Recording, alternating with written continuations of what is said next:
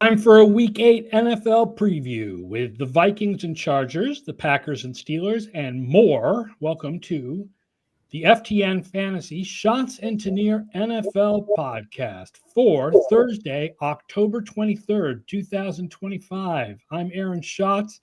You know me as the DVOA guy from FTNFantasy.com. He is Mike Tanier.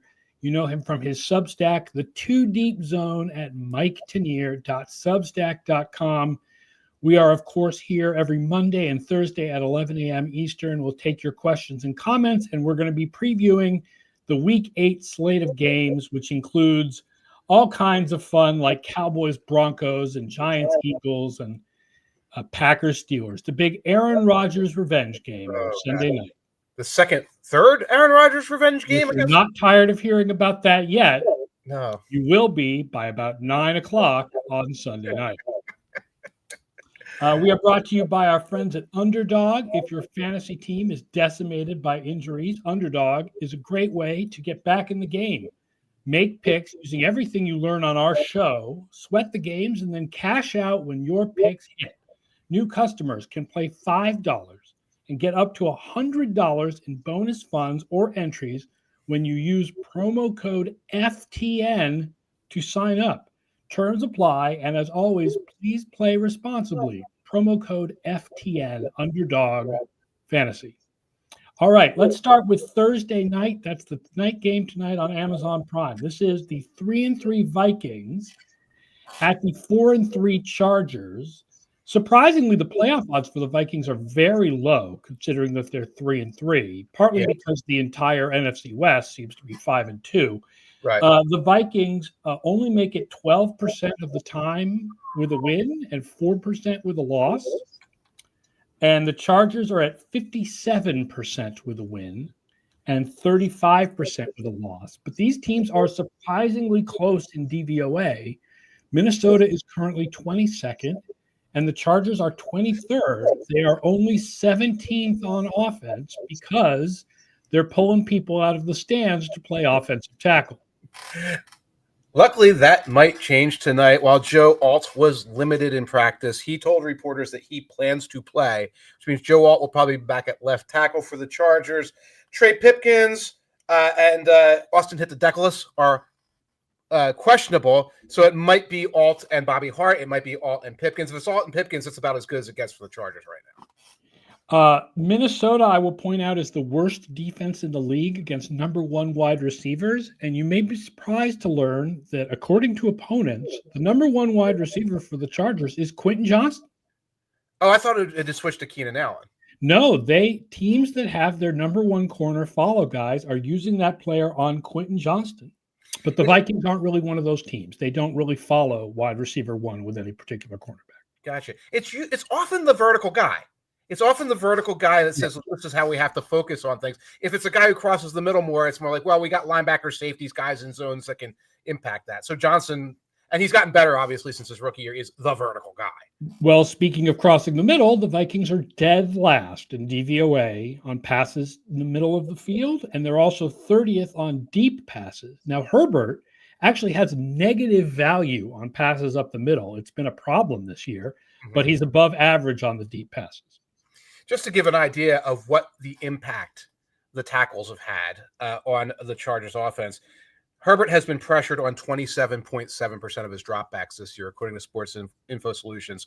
Only Justin Fields has experienced more pressure than Justin Herbert. He hasn't had the opportunity to do the things he normally does. Yeah, it's been a mess. Getting Alt back would be huge if he is ready to play and he's playing. And he probably wouldn't be 100%, but even at 80 or 90% would be a huge return. The Vikings offense, 15th rushing, and the Chargers are 30th in run defense. So maybe a big Jordan Mason game. He's been playing very, very well. Meanwhile, Carson Wentz remains the quarterback, and they talked about the fact that they might play this kid Brosmer. Vikings fans know there's always a third string quarterback. It's Case Cookus, or it's Kyle something, I forget his name, a few years ago. But they're talking about Bosmer. They're always really high on the number 3 quarterback in Minnesota. I don't know why. If that's the case, you really start questioning what's going on with McCarthy. Yeah. I don't know what the deal is there. There's a lot of talk about a soft benching that, but after 2 games, that seems unless he just looks like garbage in practice, that just seems really early to be benching a guy.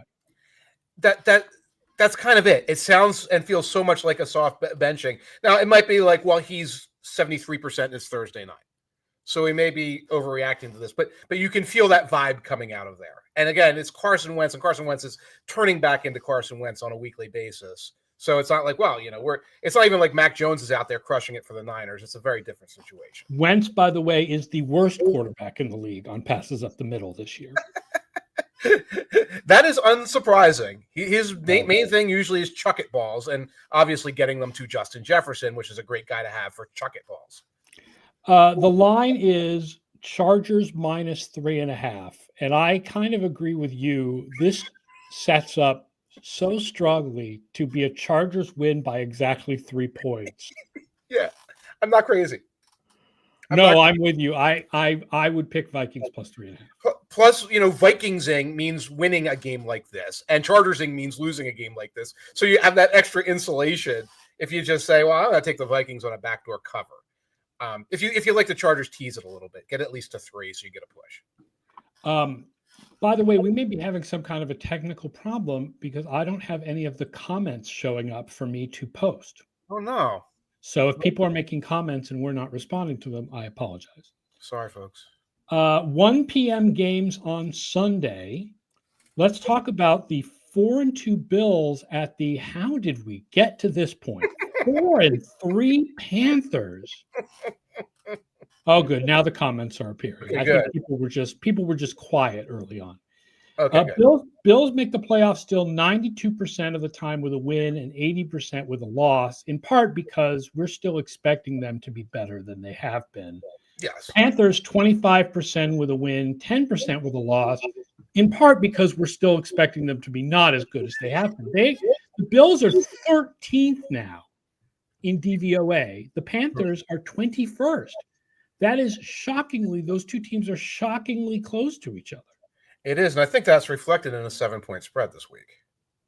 I think the 7.5 point spread reflects the fact that Vegas, like us, expects that the Bills are better than this. And but it's not like in the past you would see this type of game. You would see 14 or something on this. Right. But the Panthers defense is 23rd against the pass, but 3rd against the run. But the Bills offense is 2nd running the ball. So that is a strength against strength with James Cook. Yes. Running the ball. I'll also point out that the Panthers, while they're 15th in defense overall, they are 27th on 3rd down. Interesting. I just get the impression that the Bills can run whenever they feel like running, and they often stop feeling like running at some point in a game, and that hurts them. I will say this comment sort of ties into this game. If I could find the DVOA standings. Okay. We have a comment here that the NFC has more winning teams from Red Matt. Red Matt says the NFC has more winning teams. 7 have above a 700 win rate compared to just 3 in the AFC. And that ties into this game a little bit. Is that similar in the DVOA standings? Yes. Okay. Right now, we have 6 of the top 9 teams. Okay. And 8 of the top 12 are NFC teams.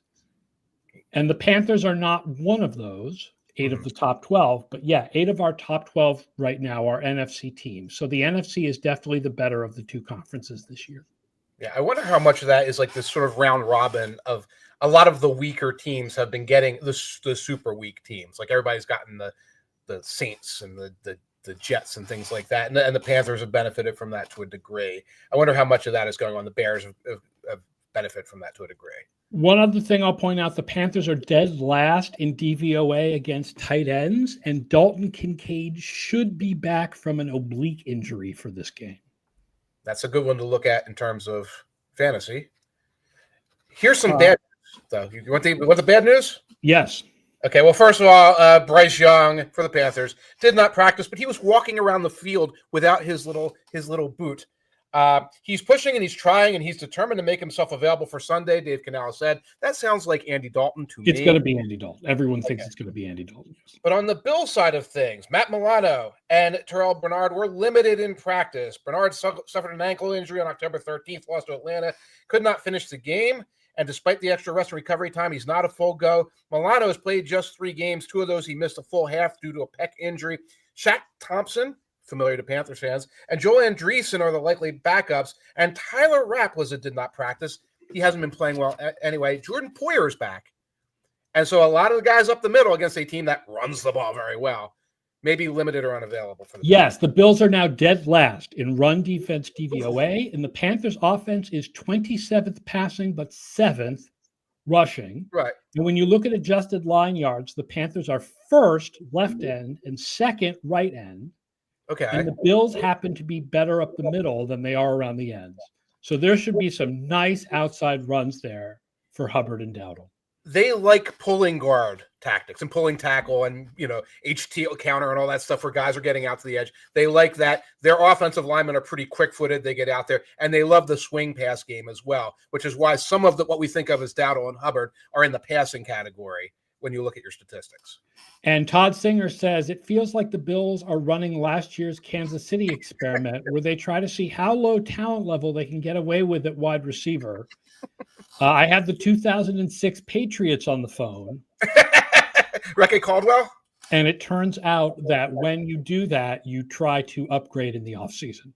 The 2002 and 3 Eagles are also on the phone with Todd. Freddie Mitchell, yes, Todd Pinkston. FedEx and those guys and Curtis and James Thrash, and they said they will also try to upgrade for better or worse. That's right.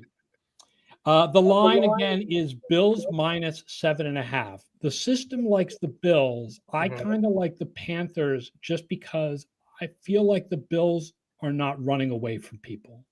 The Bills are not a good cover team on big spreads. This is not a very big spread, but they're not a good cover team. At 7.5, you take that, the injury report, the way the Panthers are running the ball, and of course, the Andy Dalton making his first start, my little personal system. You do, yeah. And it all points to the Panthers this week. Don't get too excited, Scott Spratt, but it all points to the Panthers this week.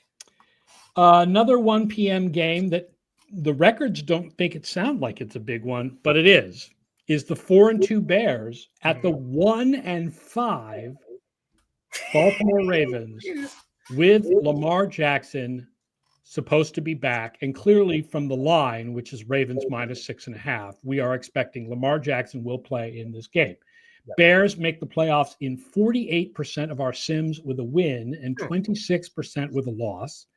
And the Ravens, using a rating that incorporates Jackson, 42% with a win, 23% with a loss.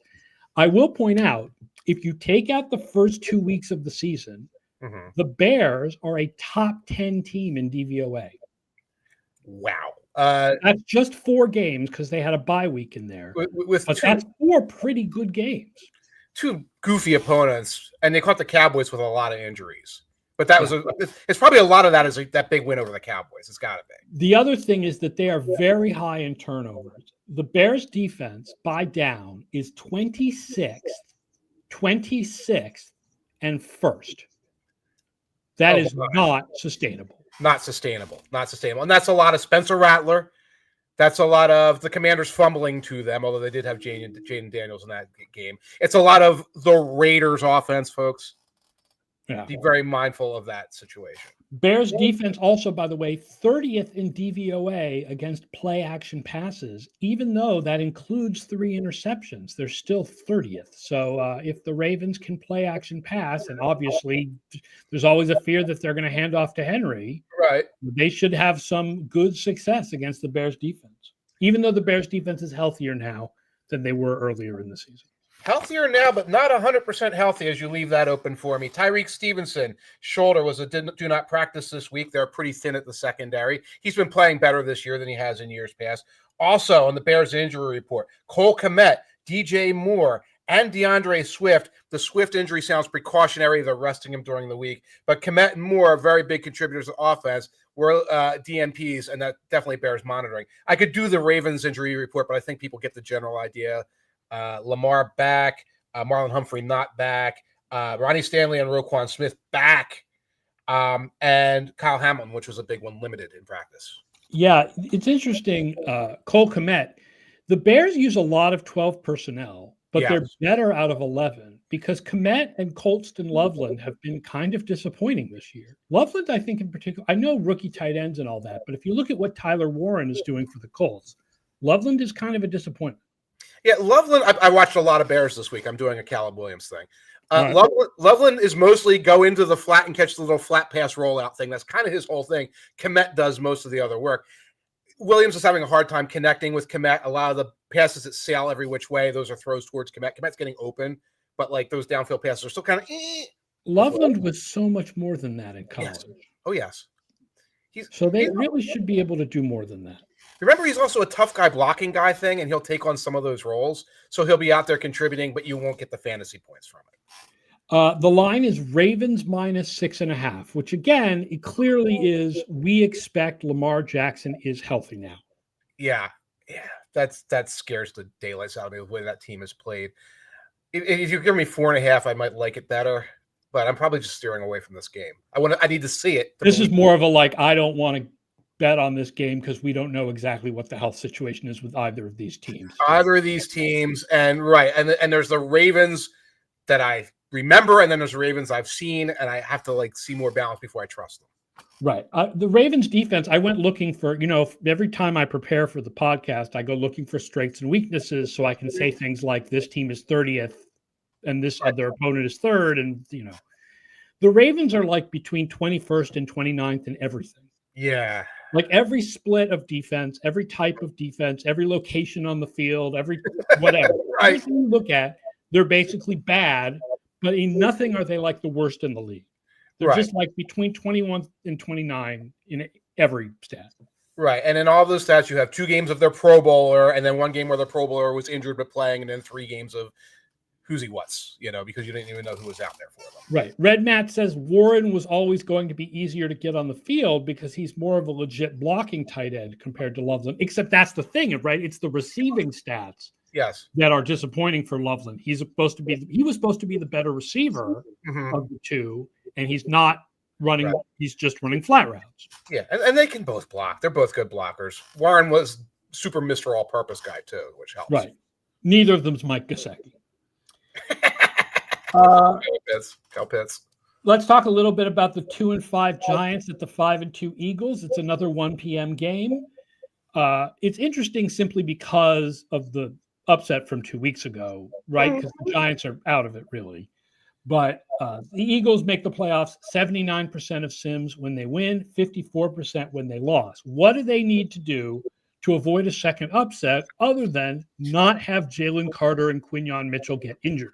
Well, that's about most of it. And there's a lot of the conversation in Philly was that Carter was business decisioning a little bit. He was banged up on a Thursday night. They didn't realize he was going to not be available. Let's put it that way. He seems like he's in better shape. That's a big part of it.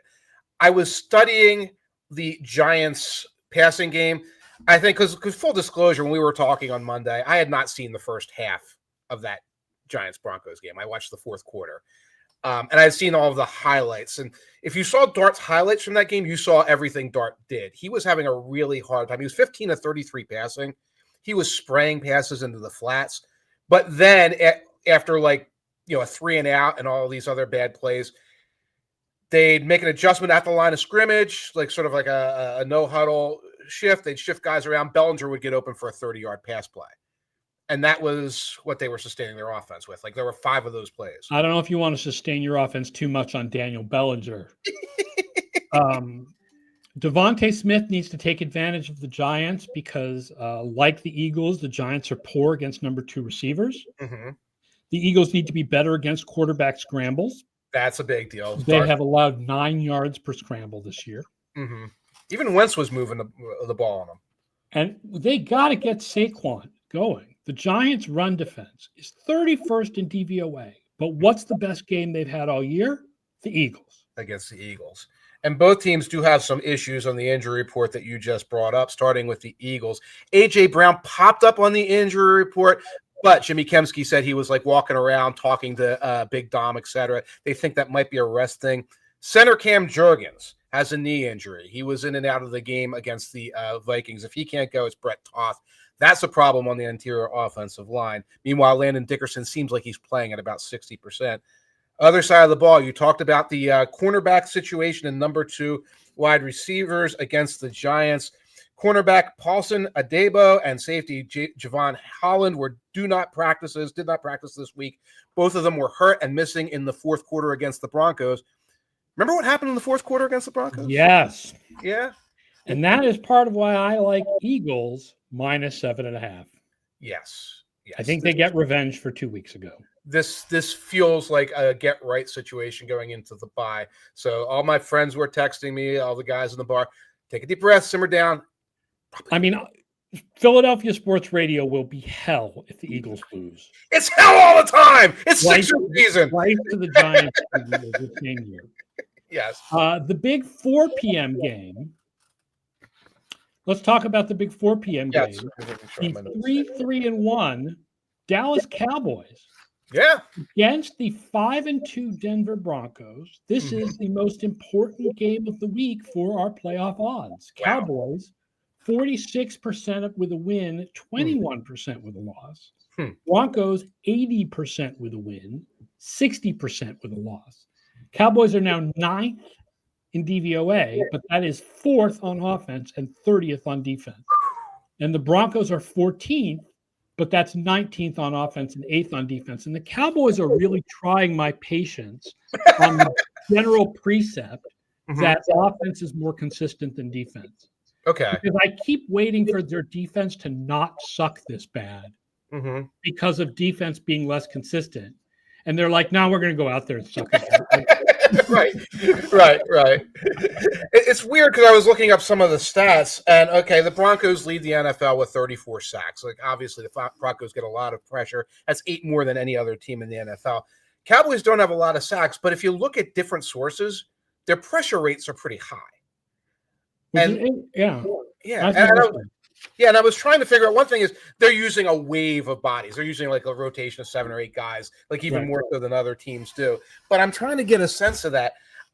I didn't watching them. I don't see them like eating up opposing quarterbacks or getting a lot of pressure, but the numbers say otherwise. They are the worst defense in the league against deep passes. So yeah, I believe that. So if they're not bringing pressure, you can launch it deep against them. Yes. But Bo Nix last year, in the second half of the year, he was bringing the deep pass. Yeah. This year, he's not really bringing the deep. Can he get it deep to his guys this game? He's averaging 4.1 air yards per completion. That's 4th lowest. The only ones lower than that are Rodgers, Dylan Gabriel, and Kyler. And then it's Bo Nix. He has had a hard time getting it deep. Sutton is the only deep threat. You're talking about an older veteran deep threat who has to sort of. Yeah, Mims should be, but Mims he should be a gadget and go guy, but instead he's just a gadget guy. There's no goes. Just a gadget guy because it's all gadgets and swing passes and screens and handoffs in the Broncos offense. Sean Payton, ladies and gentlemen. Yeah. I mean, make fun, but obviously the man has had plenty of success in his NFL career, and he's getting, an average offense out of this team. But the Denver offense, I will point out, is best running up the middle, but that's where the Cowboys' run defense is strongest. RJ Harvey, I think in both regular terms and fantasy terms, is a bit of a disappointment. Yeah, he hasn't been able to get on the field. I'm not sure if it was the blocking. Yeah, when it's a rookie, you usually think it's the blocking. Right. And they like Dobbins. And remember, Dobbins can be a really physical runner during the times that he's healthy, and I believe he's healthy right now. So they like thumping the ball with him. Also, I'll just point out a wacky stat that I found. The Broncos are number 1 on defense against passes to the left and 30th against passes to the right. Riley Moss? Which seems to be completely fluky and not connected to anything. Right. Because they move Surtain around. Right. Okay. That's so it's not Riley Moss. It's a combination of safeties and corners and everything, and it doesn't seem to be connected to anything at all. So 30th on passes to the right?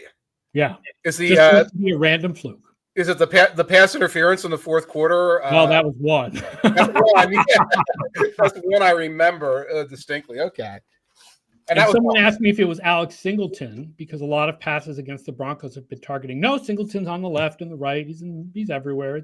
This just seems to be a random fluke. It's an interesting random fluke that's random.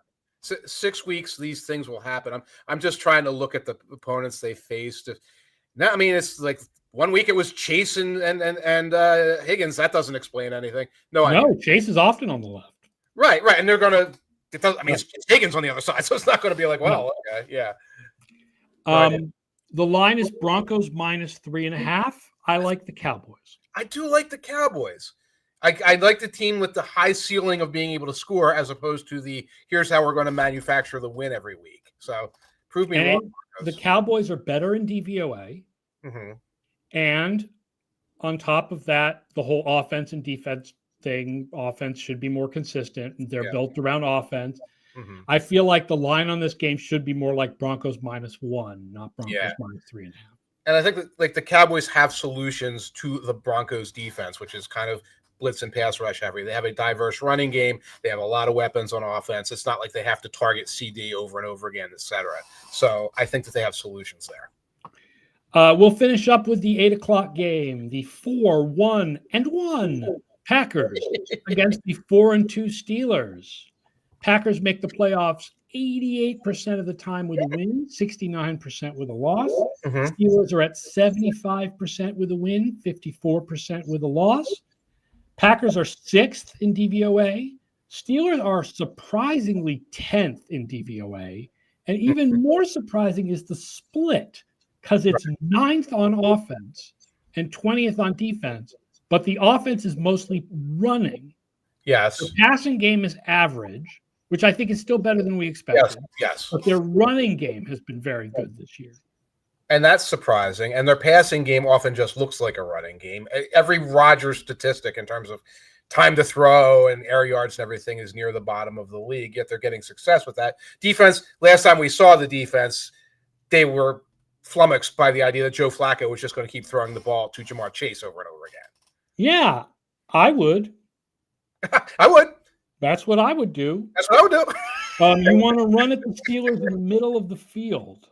The Steelers are top at adjusted line yards on the ends, 5th and 2nd, but they are 28th on runs up the middle. So bam it right up the middle on those kids. And the Steelers are also, this is interesting, the Steelers are the #1 defense in man coverage, but 28th in zone coverage.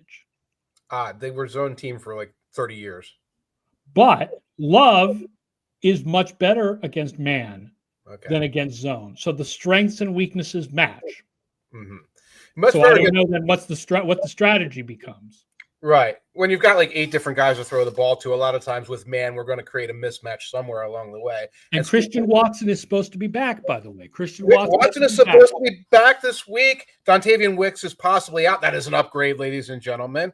On the defensive side of the ball, Devontae Wyatt may also return. Packers have been very thin at defensive tackle. It's contributed to their difficulty running the ball. So Wyatt, if he comes back, is helpful. Also on the kicker front, got a lot of fantasy watchers, viewers, listeners. Brandon McManus may be back. I think they're deciding today if he's ready to come back, if he's kicking in practice. And I forgot to mention, if your fantasy kicker situation, Graham Gano may be back for the Giants. Remember the kid from Rutgers missed the PAT. Yes, and they cut him. Oh, they cut him? I missed that. Maddie, so I'm assuming Gano will be back. I don't remember what it's called now, the Pittsburgh Stadium.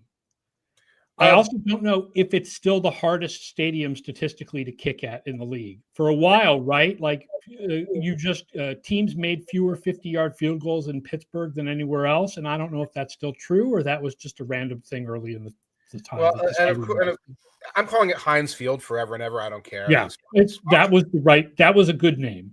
Yes, sponsors pay me, and I'll call it by its real name. Until then, no, but that was a very Pittsburgh sponsor. It's like Gillette. It's like Gillette Stadium. Like the sponsorship at least makes logical sense. Right. You can actually feel them together. Of course, Aaron Rodgers is complaining, rightfully so, about the condition of the field because they've been sharing it with Pitt. It gets very messy. I don't know what that that favors anybody. It might favor the under, though. The line is Packers -3, and my system officially has no pick. The projected line is Packers -3. I go with the Packers. I think they're a better team. They are a better team. Yes, but it's in Pittsburgh. Right. But you think the Packers are good enough better? They're 4.5 points better, so that they, even in Pittsburgh, you would take Packers. Even in Pittsburgh, I would take that. On a mucky field, the Packers are a mucky field team. If the weather gets a little cold, I don't think there's any precipitation in the forecast. Packers can handle that. It's not like we're talking about the Dolphins or something here.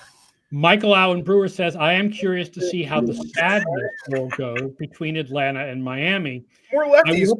Point out I did this podcast proud. I did Gil Alexander's Megapod yesterday, betting the book from VSiN Megapod. Okay. And at the end of the show, they asked, what is one game you don't want to touch?